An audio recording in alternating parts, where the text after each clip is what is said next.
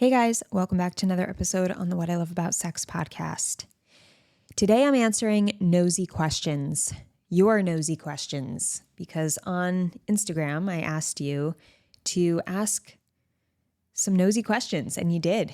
And some of them are a bit much, so I'm not going to answer all of them. My best friend was like, how could they ask you that when I told her a question? And I was like, because I asked them to ask me a nosy question. And she was like, oh, okay, that makes sense. So we are, one thing that really came from answering these questions, I guess the question that stood out was, do you like anal? And that was the first one I answered. And I said, yeah, I do, because when it's done correctly, it's really awesome and it feels really great. It's amazing. And most of the time, it's just not done correctly. And that's why most women don't want to do it and are afraid to even try it and have tried it once and are like, no way, never again. Because there's just so many bad experiences with it. It's really easy to fuck up. No pun intended. Because it's a very delicate area. It's a very vulnerable area. And there's just a lot that could possibly happen, whether it's a tear, whether it's a poop coming out, whether it's an STD, which is more likely to occur. So it's just, there's a lot to keep in mind. And not to mention that it's just non-conventional. Like, we don't talk a lot about anal sex, so we don't get enough education and understanding that there's a ton of nerve endings back there for both men and women. And when your ass is played with, it feels good. So the second question that I will answer. Have you ever had a threesome? If so, male, female, male, or female, male, female? I actually have not. I have not had a threesome yet. I'm sure it will happen. Pretty positive it will happen, but is not yet. Next question. Going on a vacation this weekend, what should we try in the hotel room? So something I would recommend for this guy is trying something a little different. And I tell my clients this all the time.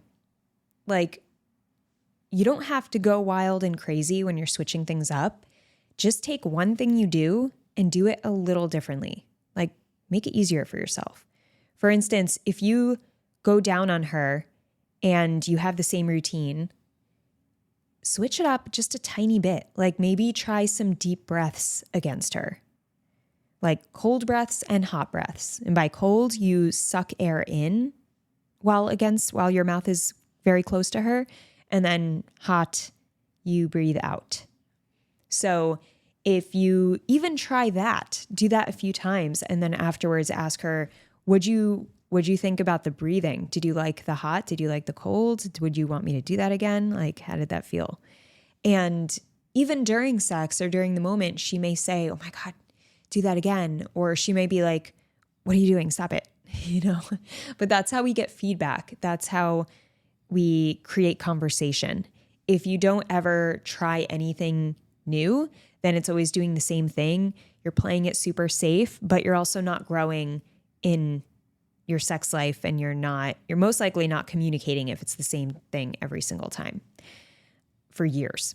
Like, I talk to people who for years, it's just the same thing. So our bodies change, our minds change, our preferences change. And that's why we want to switch things up. But it doesn't have to be crazy. It could be in the tiniest way, and that smallest switch up can make a huge difference for both of us. So yeah, try one thing that's different. If you kiss her a certain way, maybe slow it down. Most guys, when they're kissing, they need to slow down and go more passionately. Like, grab the back of her head and like softly and passionately kiss her. When it comes to fucking, most of the time guys have to go slower with that. Like, slow down, breathe heavy, talk to her, look at her, stroke her face. And stroking your face, it's not like this has to be super romantic and lovey-dovey, and it can be, which is amazing also. You can have rough sex where you're just paying more attention to who she is versus just seeing her body, which I think is most the case during rough sex. You kind of just, I don't want to say using her body, that's not right. But it can often feel that way for women, especially during rough, faster sex. So if you can find little ways to connect with her during that, even the rough sex, it will make your sex a lot hotter and better and more connected. And you're more likely to have conversations about sex when you connect during sex. If you're kind of like blanking out during sex and you kind of just go through a routine, then you're less likely to talk about it after. Versus if you make little connections and show small bits of affection through your sex experience, you're more likely to feel comfortable talking about what you just did because you just feel more connected. So anyway, next question. What is your most unusual sexual fantasy? So I have a couple unusual ones. This question's a bit much though. I don't want to answer this. So I'll just say one of them entails people watching and boobs, and like people watching me and boobs. And another one entails, no, that will give it away. Okay, never mind. I can't even say that one. Let's say me being the center of attention. Okay. Then I got this question, which I'm also not going to answer because Andrew didn't want me to answer it. But maybe he just didn't want to be on video. But the question is, where does Andrew finish most often? Yeah, I don't know. I guess I'm not going to answer it because Andrew was like, oh, it's a bit much.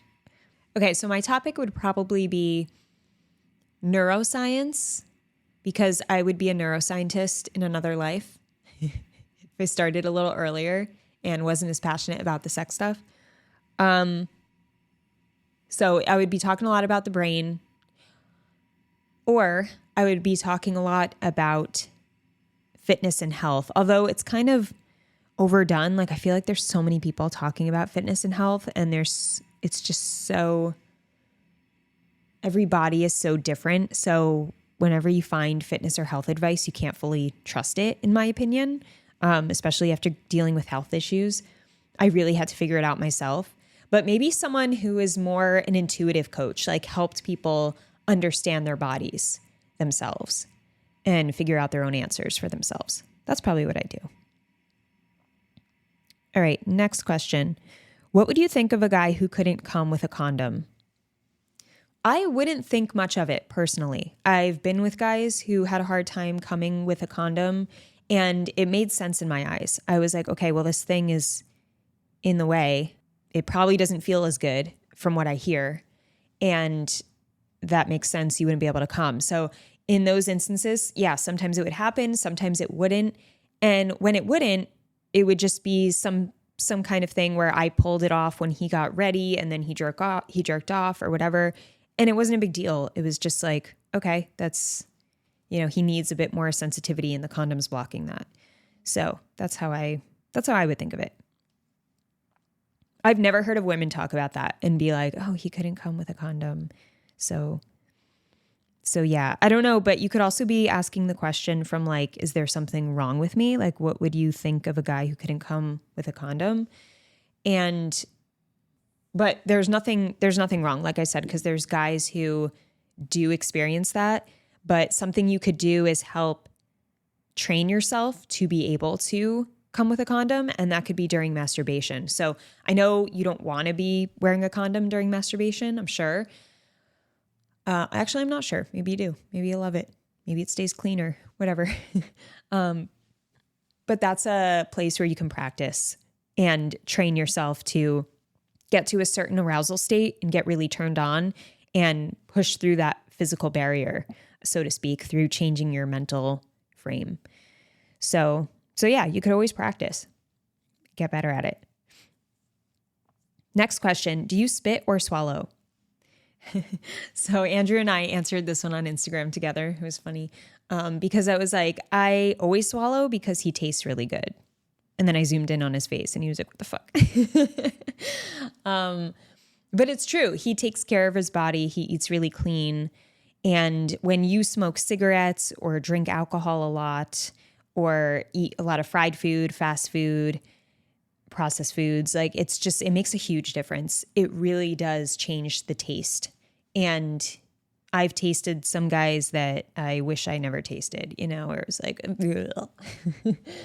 And it makes sense, right? So it matters what we put into our body. I honestly don't think I've ever spit. In my opinion, that was always kind of rude. And even if a guy was rude to me, I was like, I will not stoop to his level. Like, I will never fake more orgasms. I'm not going to ever spit. Like, if I choose to give him head while I'm giving a head, I'm just like, complete the job, fulfill the job. So that's kind of how I thought of that.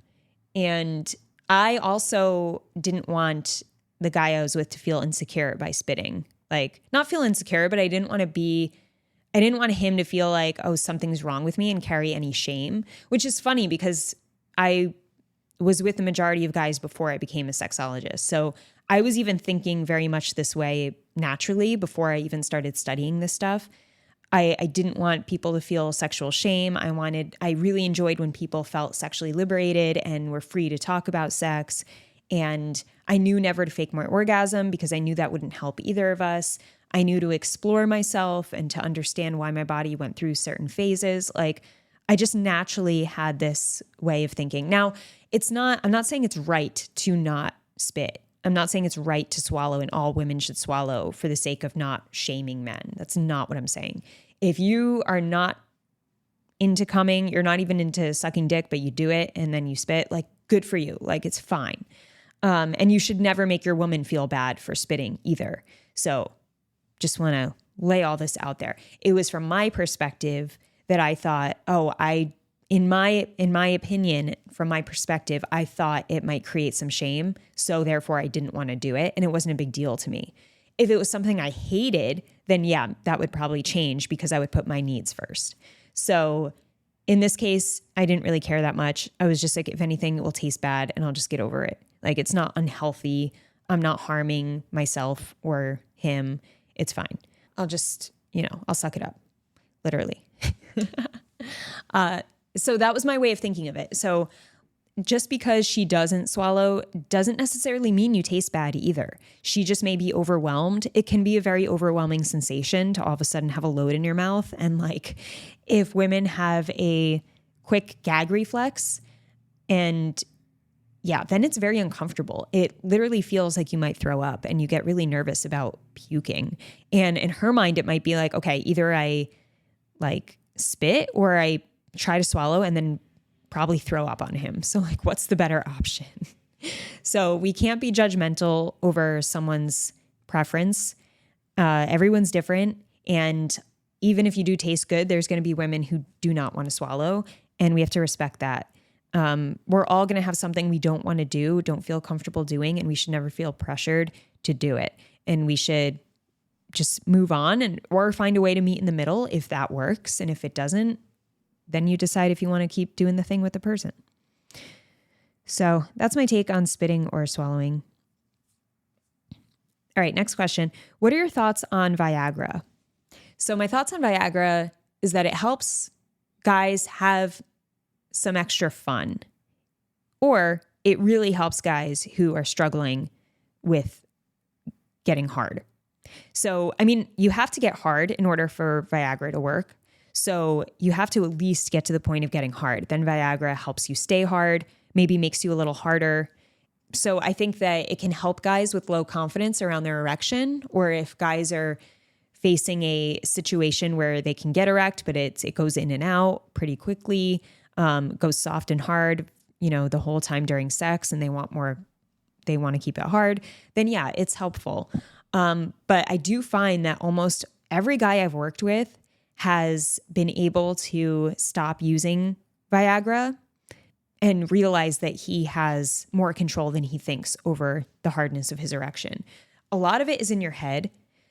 There is also some of it that's physiological. So if you're not a healthy person and you don't have good circulation in your body, then you will struggle with erections.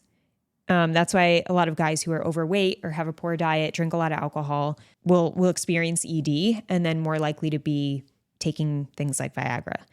But I just had a client who was taking Viagra every single day because he was just not feeling confident about the soft and hardness throughout his whole sex experience each time. And I did some work with him, like mentally, and boosted up his confidence and helped him understand his body through masturbation techniques.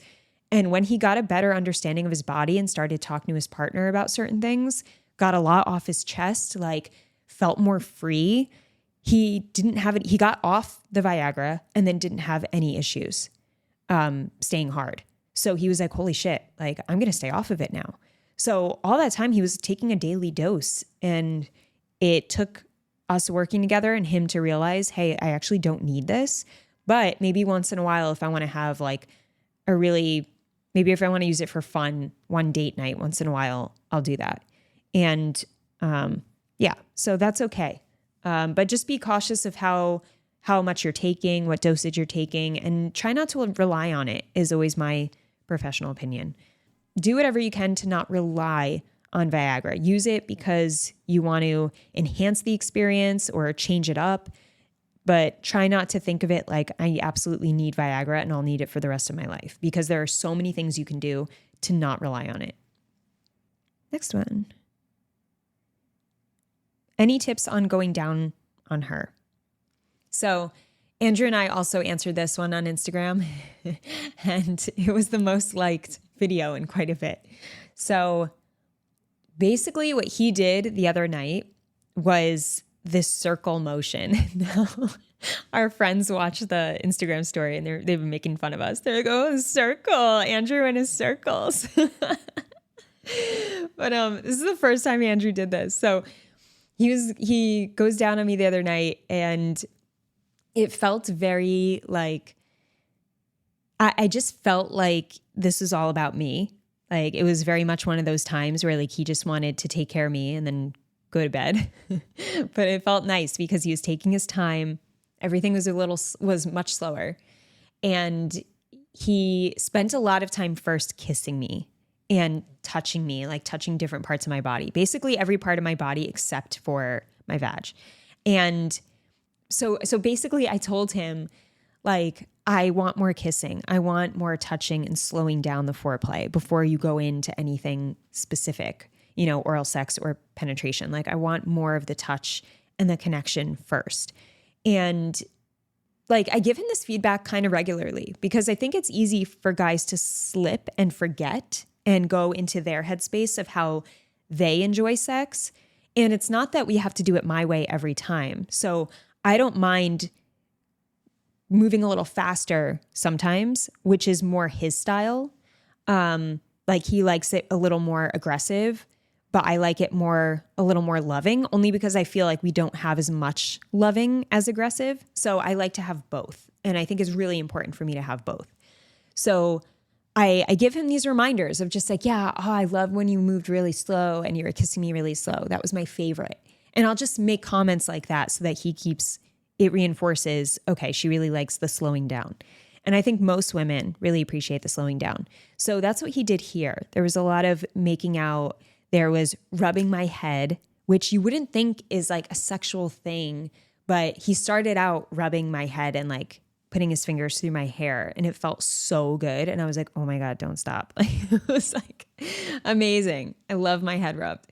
And then he was like rubbing down my body, and he was coming up and down, and it was very gentle. But like, as he's doing this, not only do I feel connected and happy and just like, oh my God, the oxytocin is just like, it's crazy at this point, because I'm like, oh my God, all the things, like the best feeling things are here and they're about to come. Like, so it's also building anticipation, knowing that he's about to do something really sexual too. So yeah, slowing down the beginning part is, let's say, most of the oral experience.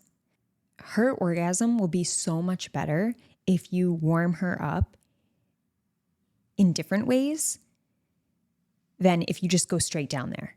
And a lot of guys do that. Like they just go straight down. And it's like, and some women are even ticklish when that happens because they're not aroused enough. So you go straight down and it's kind of uncomfortable and they're nowhere near being aroused. So it takes a really long time. And then some guys complain that it takes too long. And it's like, it actually does not take too long.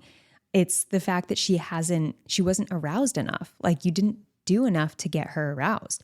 So anyway, so he goes down there and does this circle with his tongue where he's going against my outer labia and going to the other side of the outer labia in a big circle. And he's not touching my clit, right? And then he's going in the other direction. And then he goes towards my legs and maybe is grabbing my legs and is like kissing towards my inner thigh, right? So it's like a little break of intensity and then going back to the more intense parts. And then going to the clit and very close to it and then going further away. And it's this tease. It's like this dance. It's not just go to the clit and rub against the clit. Like that is just way too much. It's very overwhelming. And I think this message is confusing for guys because it's like, there's all these jokes like, oh, he can't find the clit.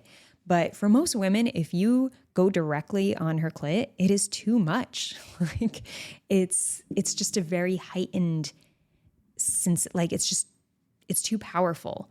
And other women can handle it. So this is why it's so important to talk and not just assume that, oh, all women want their clit licked. Like that is not true. For some women that will be uncomfortable. Not all women will enjoy this outer labia circle experience like I did.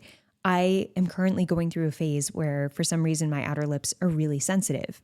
I don't know why. It's never happened before. And Andrew knows that because he touches me and then I have reactions and he's like, whoa, are you really sensitive there? And I'm like, yeah, I don't know. It's so interesting. I've never been that sensitive on my outer labia before. So he knew this about me. So that's why he did that, because we talked about it, right? He didn't just randomly start doing that and know to do that. He knew because he talked to me and it created this like unique oral experience that everyone can have based on their partner's preference and what's feeling good for their partner. But let's say in a year from now, if he's still doing that technique, but I'm no longer sensitive in that area, it's not going to be the best. So if that's what happens with a lot of relationships, like you do the same thing over and over and then our body changes and nobody speaks up and there's no conversation and then it's not so pleasurable. And then it's like, why even have sex? Because it's whatever. It doesn't feel amazing, but we have to talk. That's why we have to talk to each other. We have to share these things. So those are my tips. All right, next question. What is your biggest non-sexual turn on? I would say discipline. I think it's very impressive to meet someone who is highly disciplined and very focused and just doesn't let anything get in their way. It's just like, wow. Okay. I see you. I see you working. I see you focusing. It's kind of like, it's just very impressive to me. And it's definitely a turn on. I'm definitely turned on when Andrew's in discipline mode. But there's also a mix because if he was just disciplined always, we never did things to relax and have fun. That wouldn't be great either. So it's kind of like having someone who knows how to be disciplined when it's time to be disciplined and also knows how to let go when it's time to let go. Next question. How is your puppy doing in Austin? Pico is doing great. I'm actually so amazed at his progress because he's moved like 4 times and he's only 5 years old. So he has a bit of anxiety, separation anxiety, but he's also mostly Chihuahua. So they are very loyal and stick with their owner pretty closely. So he's next to me right now. He's going on walks. He is eating all of his food. He knows exactly when it's time for a walk, when it's time for a treat. And he's a good boy. I'm trying to see if his ears go back, if he knows I'm talking about him. The next thing I want to help him do is make friends and learn how to play with other dogs. So that's next on the list, but I'm super proud of him. Next question. If the world was ending, would you join the rooftop orgy like in the movie Don't Look Up? I don't remember this part. But yeah, I would want to go out with a bang. So count me in for that. Someone's asking my nipple size. Okay. Are your glasses prescription or just to give sexy librarian vibes? My glasses are definitely prescription. Definitely. I low-key get annoyed at people when they wear glasses for show. I'm like, why? Like, fuck you. It's funny. I always felt that way towards people. Like, shut up. You don't have glasses. Like, stop. Okay. Next question. Do you think sex work should be legal? Yeah, I do. There's a line here though, because if sex work was legal, would people, I mean, on one hand, it would normalize it and people would talk about sex more and it would become more of a thing that we would then be more comfortable talking about with each other. So that would be good. But maybe it would also pull people away from talking to their partners or from even getting a partner, because then they don't have to put in the hard work to talk about hard things. And I think a lot of us just try to steer away from hard conversations and we need to lean into them instead. So I think that just there has to be more education on talking about hard things with each other, and also for sex work to be legal so that people have ways to sexually express themselves, feel accepted. So that's an interesting question. Do you have any taboo kind of fetishes? If so, can you name it? Yeah, I mean, no, fetish? Yeah, I'm probably not going to name this one. Not ready, guys. Not ready to share everything. What's your favorite color? That one I can answer. Black. Black, and if I had to pick a color, it would be purple. Like a deep purple. Sometimes I see your eyes and worry you are taking painkillers as a former addict. So, as you guys know, if you know about my personal life and you listen to this podcast, I've been sick for quite a bit. Like, I had breast implant illness and didn't know it until 7 months later. And it caused a lot of, basically all of the different systems in my body were shutting down. Like my digestive system, my nervous system, my endocrine system, like everything was just not working. And I literally got to a point where I'm like, am I dying? Like, because nothing works and every day I have a new symptom, and it was just crazy. So it was a really tough, like, yeah, almost 2 years or so. And I'm sure that showed up in my appearance, in my energy, in my confidence. You know, I think about that. Like, I wonder how much of that showed up. What was ironic was when I answered this question on Instagram, I was actually stoned because it was the last day of my healing. So I got the okay from the doctor to go back to doing basically whatever I wanted again. So I was like, I promise I'm fine. And my eyes are like, my pupils are huge. like, oh God, this is not the right time to be answering this question. But maybe that's why he's asking it. So yeah, I am feeling much better now, and hopefully my eyes will look normal moving forward. But yeah, I do appreciate when you guys look out for me, because I know this question had good intention. Because I talked to the guy in the DMs after, and it's just really sweet when it seems like you guys care about me, and I see that, I hear you, I appreciate it. So thank you. Okay, next question. What's the biggest fight you and Andrew got into? We don't really fight. And I think we only had like 2 fights, and they were over stupid things. And the biggest one was when we were in LA for New Year's Eve, like 2 years ago. And I got really drunk off of like 2 glasses of wine and a shot. Like, I was wasted. I was sloppy. I was throwing up. Like, it was horrible. And it didn't make sense because I hardly drank. Like, I did not drink enough to get that sick. And Andrew didn't understand. Like, he thought I did, that maybe I was like taking shots like that he wasn't seeing or whatever. But I was so out of it. And the next day, so confused how I got that drunk. And this was literally the start of my sickness. So there must have been something happening in my body that made me react so strongly to the alcohol. But anyway, we both didn't know that. So I'm a sloppy mess. He's upset with me. And yeah, we finally get back to the Airbnb and he leaves to go for a walk because he was just like so fed up with my behavior that night. And drunk me is like, oh my God, I have to lock the door. Like, which sober me would do that too. So I lock the door. He comes back, can't get in. I'm passed out because I was just gone. And he's stuck outside all night. So then he was mad at me more. And then I finally wake up early in the morning and let him in. And he's pissed off, goes back to bed. And then we decide to go on a hike together. And I pooped on the hike and we laughed about it and we made up. And it was kind of just like having a conversation about what happened. And like, yeah, I never want to get that drunk. I don't know how that happened. And even our conversation, I was like, I don't know how I got that drunk. But later we realized I was pretty sick and I didn't know it yet. The poop situation was funny. I'd never pooped in the wild before. And this is the first time where I just like popped a squat and just had to go. Like there were no restrooms anywhere.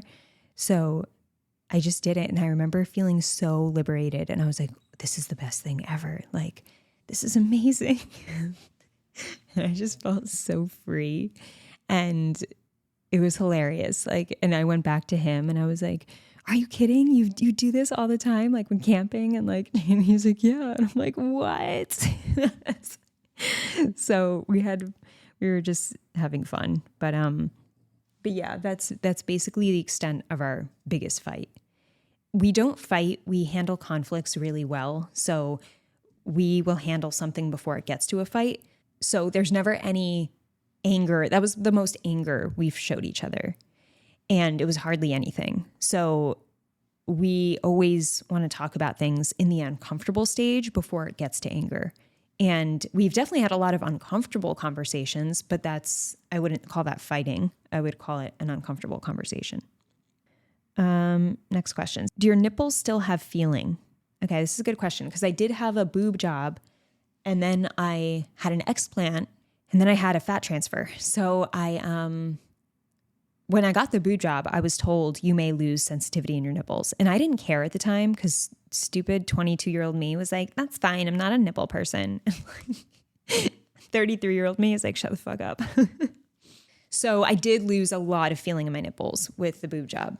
And for the most part, I didn't care though, until I tried things like nipple clamps and stuff. And it's just way too powerful of a sensation. Like it hurts. It's like shocks of pain, like shocks. So I can't do anything like that. Like it does not feel good at all. So that was because the nerves were kind of fucked up during that process. And then when the boobs were taken out, and I was told that nerves will come back together and reform and I should get feeling back, which is interesting. So we'll see if that happens. And I mean, so far I do feel like a lot nicer of a sensation now that the fake boobs are out.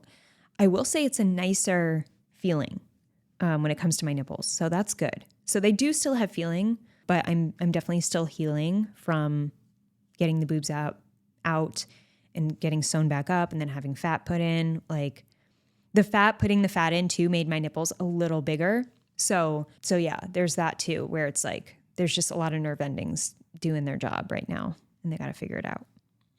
Just give them time. Next question, giving or receiving? I never understand this question because I don't know. I know a lot of guys that are like, I just want to give, but like, that's not fucking true. Like you want blowjobs. Shut up.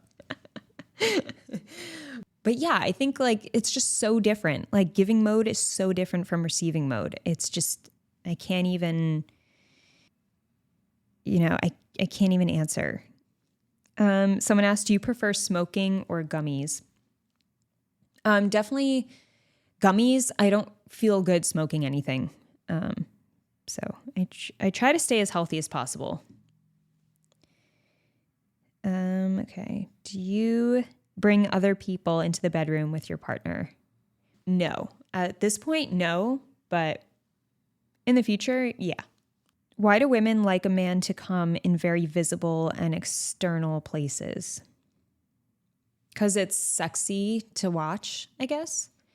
Someone asked, would you rather only anal in front of a mirror or only your sexual fantasy blindfolded? Ooh, that's a good question. I'd pick the fantasy blindfolded. Final answer.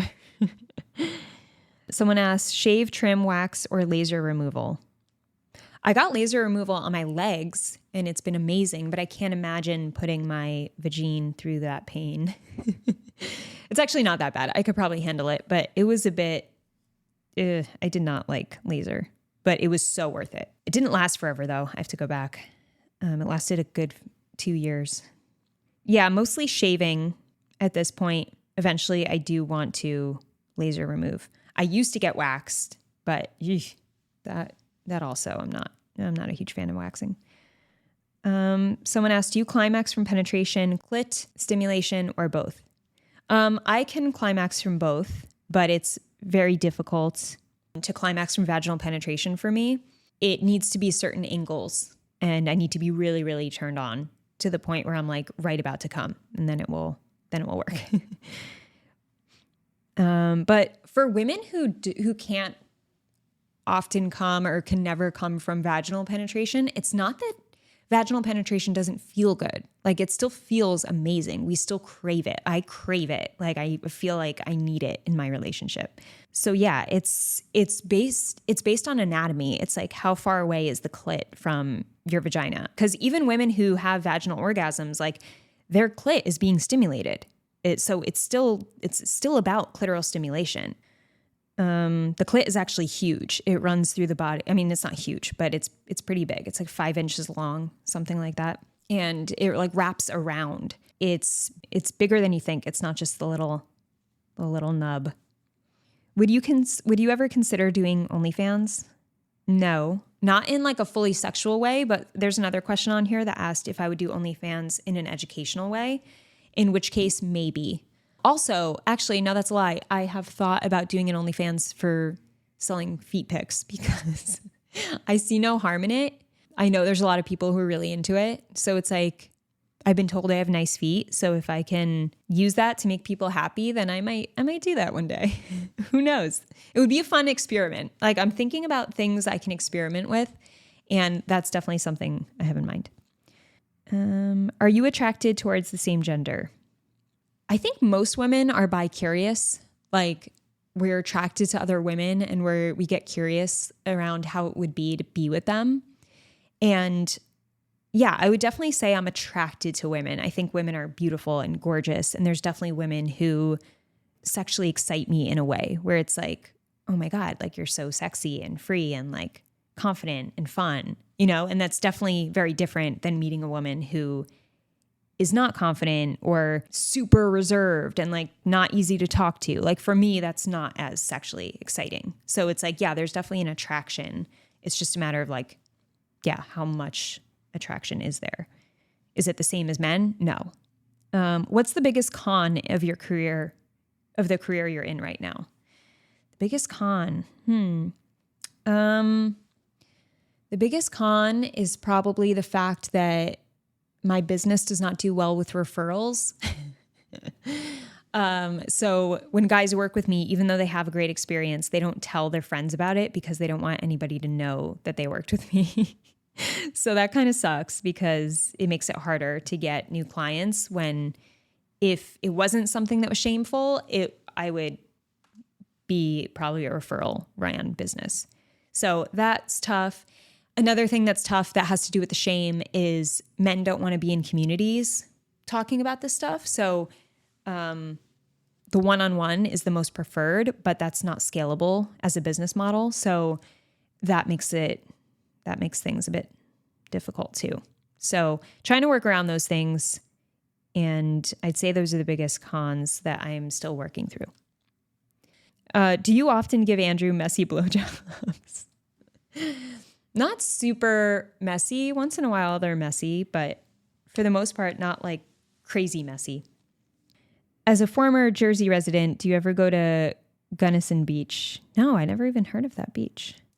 But shout out to Jersey. Any run-ins with scorpions being in Austin? No, thank God. Oh my God, my friend was telling me that they're in her bathroom. And I'm like, what? I didn't see any. Hopefully never will, knock on wood. Have you and or Andrew considered poly? Poly? No. We had a discussion about that. We are not interested in being in other emotional relationships. It's just way too much work for us, in our opinion.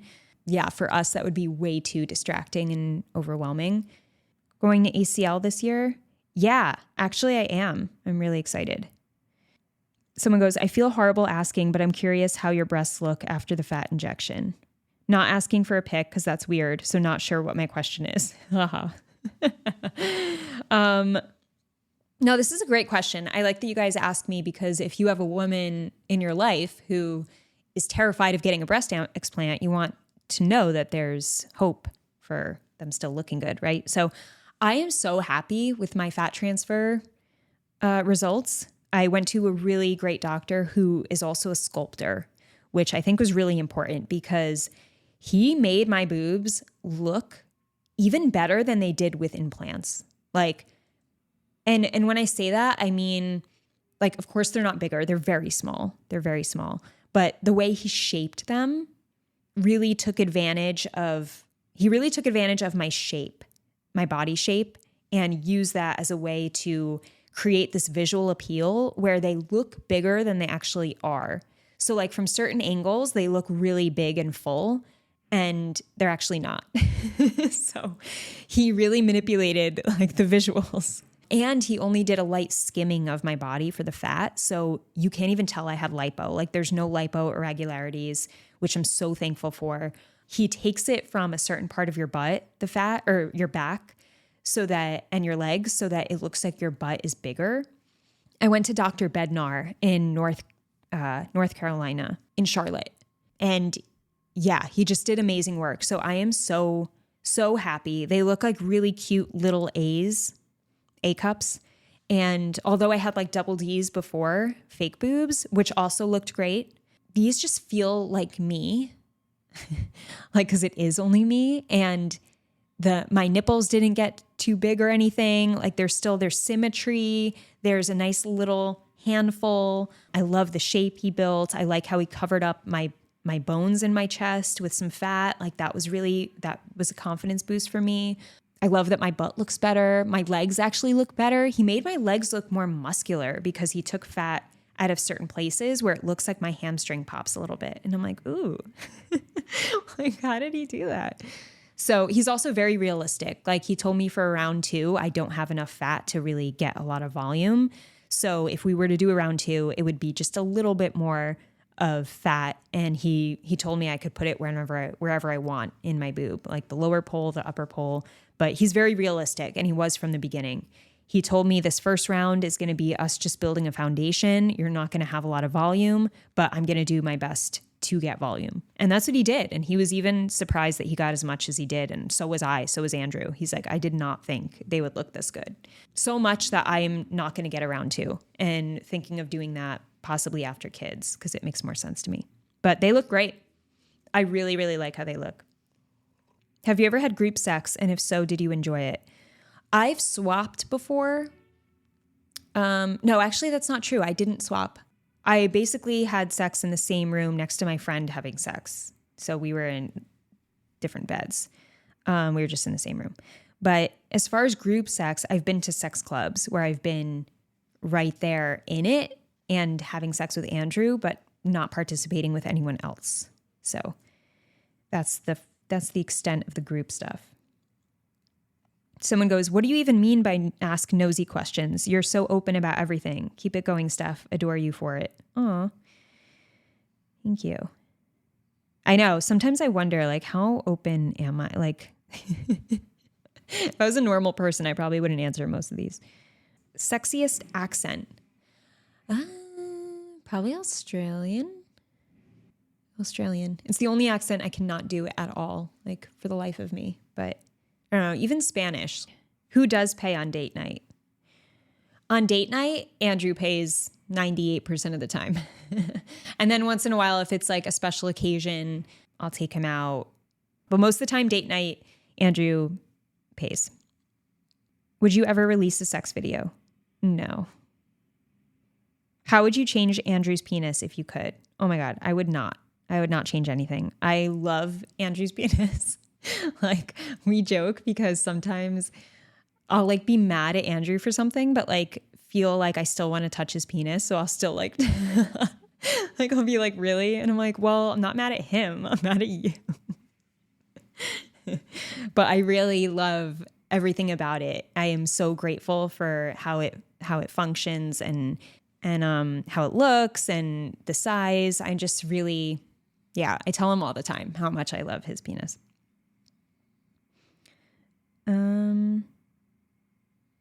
How's sex after the boob work?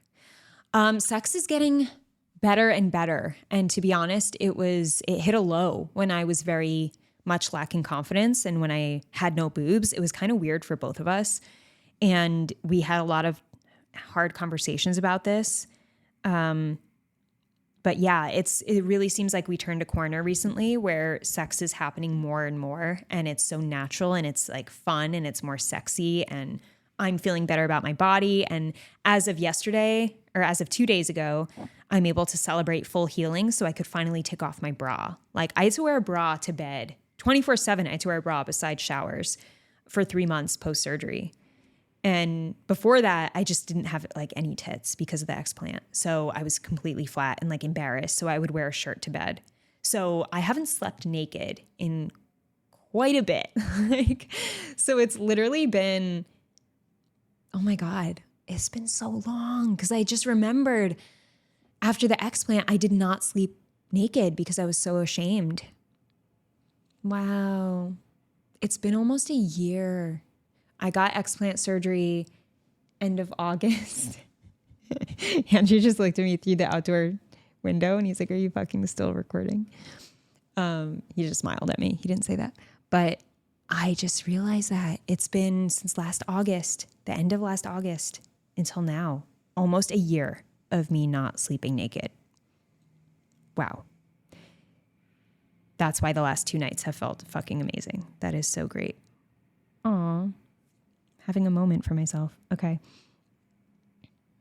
Oh my God, there's too many more questions and this is getting long.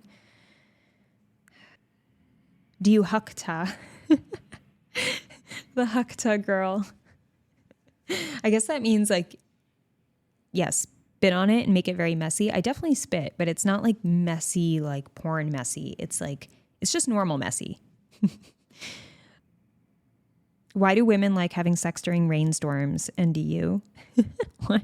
Yeah, actually I do. Oh my God, wait, that's funny. I'm laughing, but Andrew and I had sex during a storm and I like seduced him when it was like thundering in the background and there was like light behind me and it was like, it just felt like this whole moment, like it was a scene and it was really hot. So yeah, I think like the thunder and the rain really adds to the thrill and the sexiness. Have you ever showed your nipples off? No, I don't think so. There's one time I was in a strip club in a room with strippers and I took off my shirt and that was like, and at the sex club, but I wasn't like super exposing myself. I was still wearing a robe. I haven't like intentionally gone about showing off my nipples. All right, maybe let's stop here. There's some repeat questions and it's getting a little long, but these are great questions. This is fun. It's interesting to see how the questions change when I change the frame of my question. Like, ask me a nosy question. I get much different questions than me just saying, ask me a question. So I like it. I like it. And for you guys who learned something today, whether it's personal or I entertained you or you were educated, that's awesome. If you want to be more educated, then check out my sex meditations because these meditations are a great way to help you understand yourself sexually. And just what that means is you're just learning how your body works during masturbation. And maybe you're getting out of the routine that you're stuck in, or maybe you're overcoming shame that you've been dealing with. And these meditations will help you do that. So go check them out. And if you want more support, more personal support from me one-on-one, then fill out an application. It can't hurt to at least fill out an application and see where it goes. We'll hop on a call and I'll talk to you about your situation, get some more detail, and then show you how I can exactly help you. Then you get to decide if you want to work with me. Okay, so there's no pressure, but that's always an option for you. So take advantage of it while it's here. I would love to help you. So that's it for this episode. Have an amazing morning, evening, or night, wherever you are in the world, and I'll talk to you soon.